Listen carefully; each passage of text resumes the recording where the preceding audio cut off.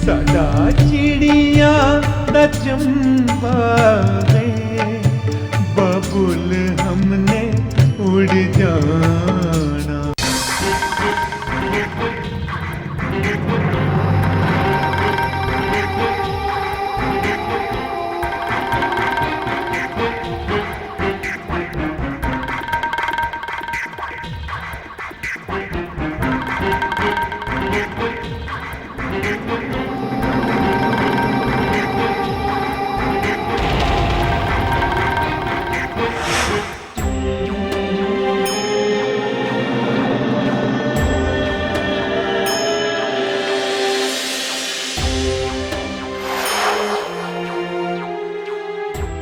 अरे देखो, मरा तो भी कैसी मत, क्या जरूरत थी खुदकुशी करने की।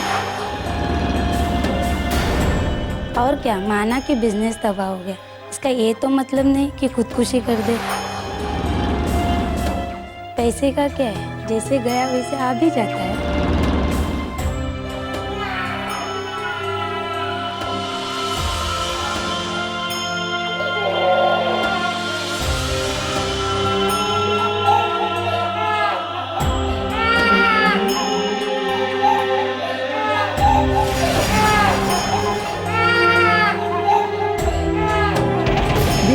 बताओ तो, इतना तो सोचना चाहिए था।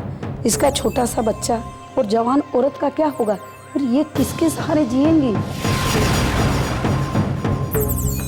ऐसे लोगों पे आंसू क्या बहाना, ये तो बुज़दिल था, बुज़दिल।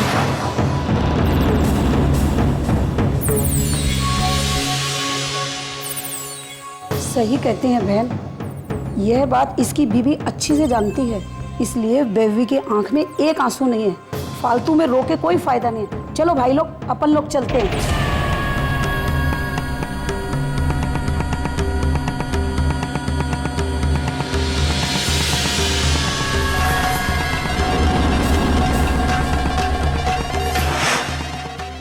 दुनिया वालों ने मेरे पति को बुज़दिल का नाम दिया। उन्हें क्या पता कि उनके सामने ऐसे क्या हालात बने, और ये सब हुआ है उस बाबूलाल की वजह से। मैंने कसम खाई है, मेरे पति ने जो कुछ भी खोया उसे मैं वापस हासिल करूंगी।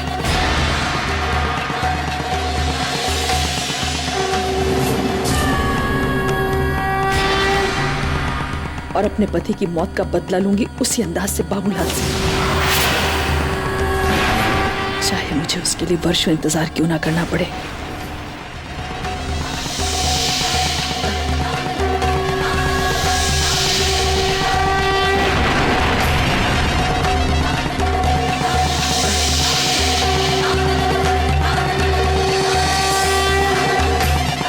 बाबूलाल, वैदेही ने प्रण किया है, अगर तुम्हारे पूरे खानदान को तहस नहस ना कर दिया तो मेरा नाम भी वैदेही नहीं।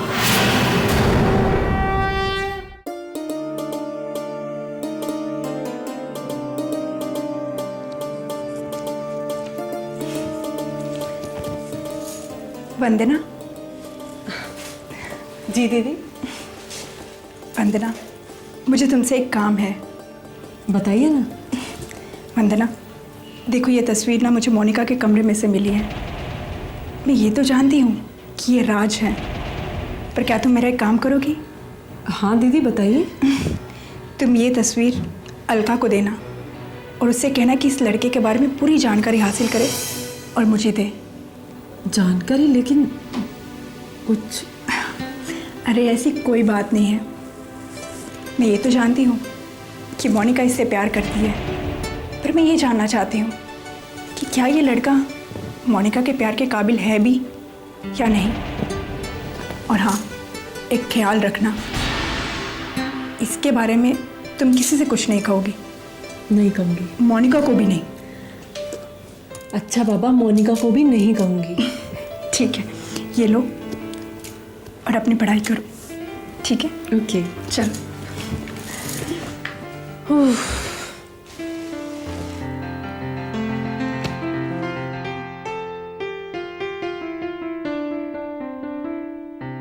मैं भी तो अब तक तुम्हारी याद में जाग रहा हूँ मोनिका,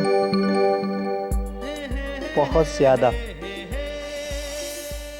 अरे अब तुम्हें यकीन है तो तुम बार बार क्यों पूछती हो? अब क्या हुआ? उफ़, तुम इतना डरती क्यों हो? ओके, कल वहीं 11 बजे उसी गार्डन में। Okay, bye, good night.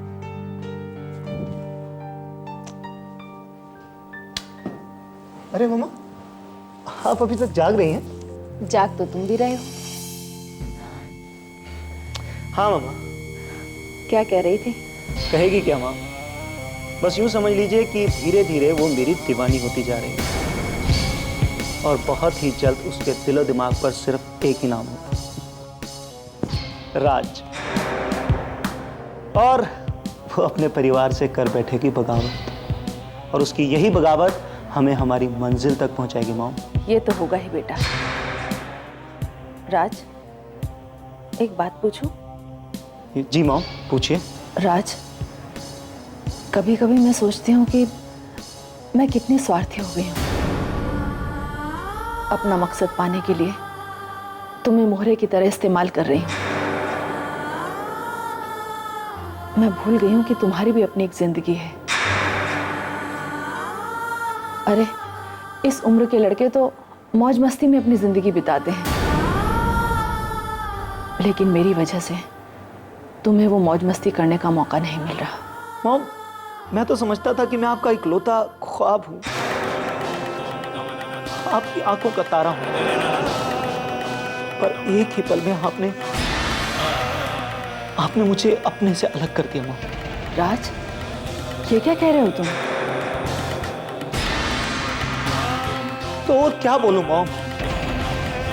जिस बाबूलाल की वजह से जिस शख्स ने खुदकुशी की, क्या उससे मेरा कोई रिश्ता नहीं था?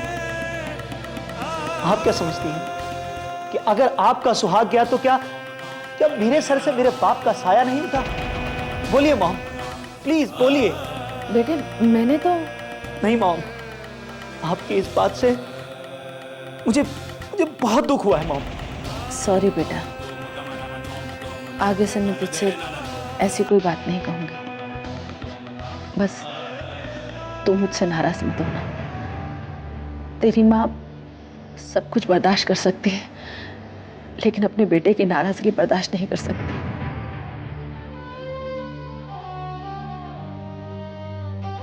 मॉम, मैं भला आपसे नाराज हो सकता हूँ?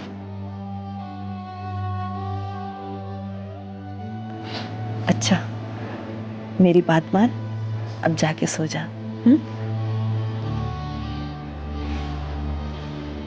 Okay mom.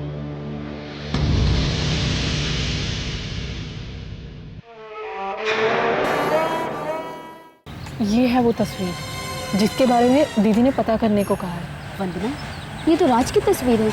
क्या? हाँ ओह, तो यही है राज। हाँ, यही राज है।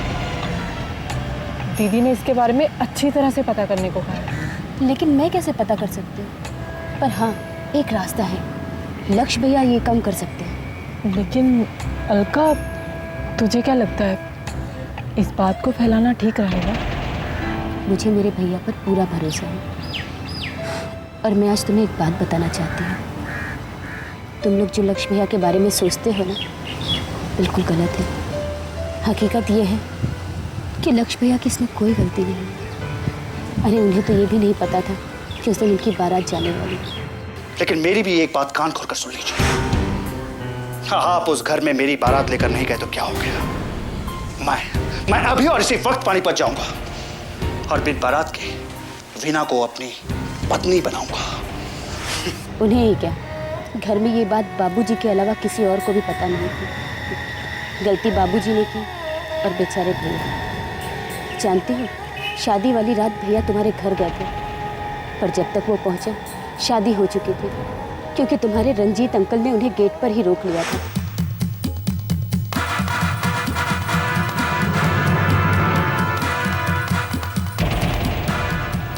तुम क्या कर रहे हो?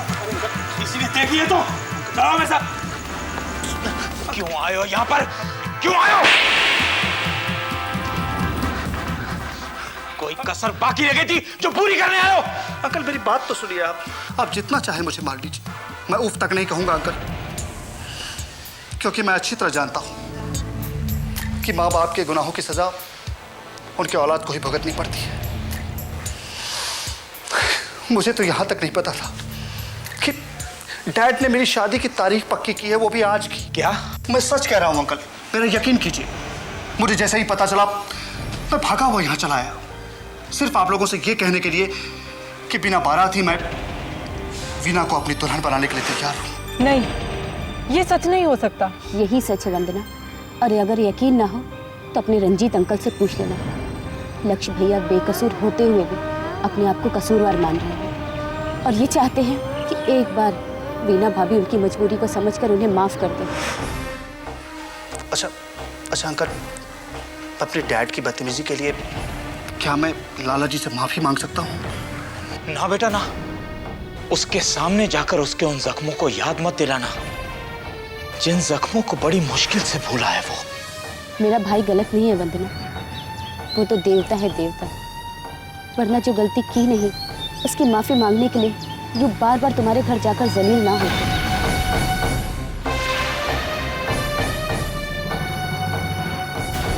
बस उसी बात की माफी के लिए भैया दिन रात घुटते रहते हैं, और अब तो तुमने भी उनके लिए ऐसे ऐसे शब्द कहे हैं कि उनका गम और भी बढ़ गया है। मेरा भाई गलत नहीं है वंदना।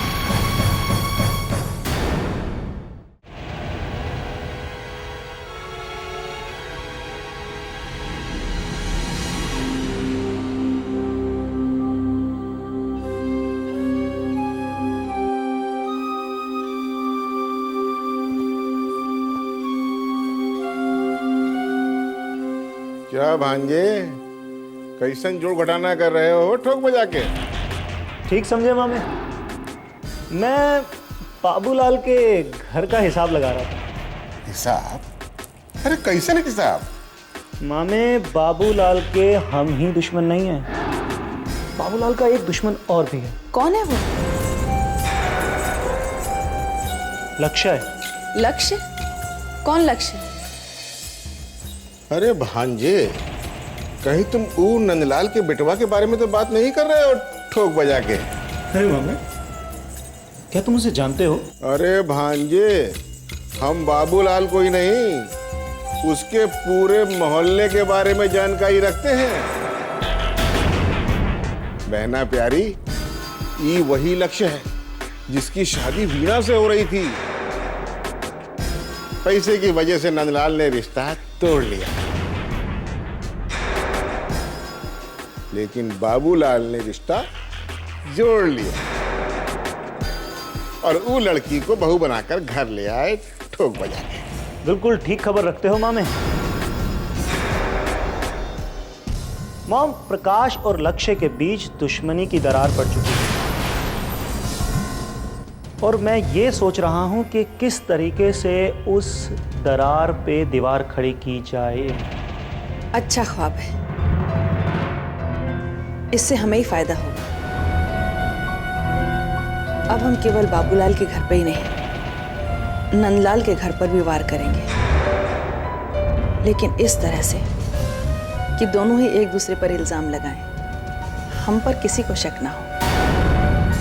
वाह वाह बहना प्यारी, वाह, क्या दूर की कौड़ी लाई हो। कंधा भी उनका, बंदूक भी उनकी, और गोली चलाई है बनारसी मामा, वो भी कैसे ठोक बजा के। ठीक है, अब तुम दोनों एक काम करो। बाबूलाल की जन्म कुंडली तो हमें पता है, तुम नंदलाल की जन्म कुंडली भी निकालो और उसके घर पर भी वार करने की सोचो। अरे बहना प्यारी, अगर किसी का जन्म कुंडली निकालना हो तो ये काम बनारसी के ऊपर छोड़ दो।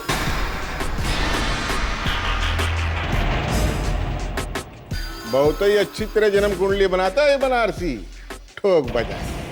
ठीक है भैया, तुम नंदलाल के पता नहीं कहीं वो ऐसा तो नहीं सोच रहे हो कि मैं उनका फिर से वक्त बर्बाद करूंगा। क्या सोच रहे होंगे वो। जय राम जी की, जय राम जी की, जय राम जी की।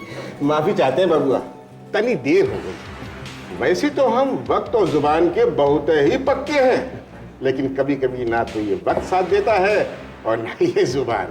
खैर ये बताओ कि कहाँ सोचे तुम?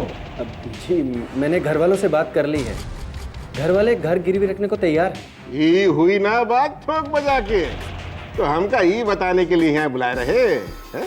अरे अगर पैसा लेकर आते तो चलकर अभी काम करा देते। जी नहीं, बात दरअसल ये है कि मैं किसी ऐसे शख्स को नहीं जानता जो घर गिरवी रखता हो। मतलब यहाँ भी कच्चे खिलाड़ी हो बबुआ।